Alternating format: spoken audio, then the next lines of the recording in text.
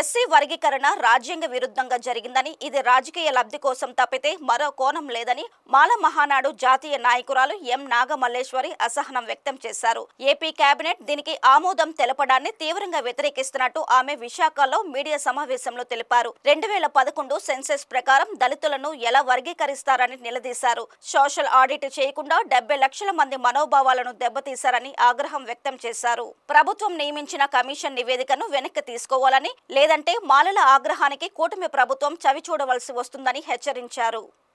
నా పేరు డాక్టర్ మంచా నాగమల్లేశ్వరి, మాల మహానాడు జాతీయ మహిళా అధ్యక్షురాలు, అదేవిధంగా అఖిల భారత మాల సంఘాల జేఏసీ మహిళా చైర్మన్ని.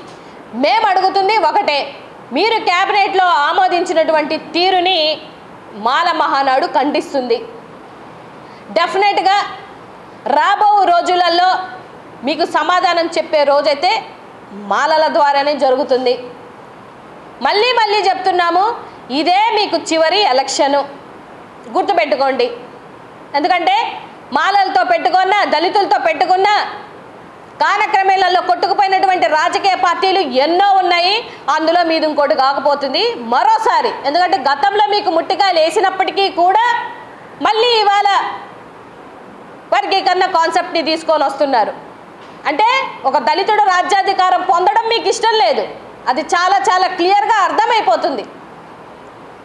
సో ఎంతకాడికి మీరు ఎన్ని ఇబ్బందులు పెట్టి, ఎన్ని అవమానాలు చేసి దళితుల్ని లేకపోతే అంబేద్కర్ గారిని ఎన్ని విధాలుగా ఇబ్బంది పెడుతున్నారు అనేది దళితుడైన ప్రతి ఒక్కరం ఆలోచిస్తున్నాం.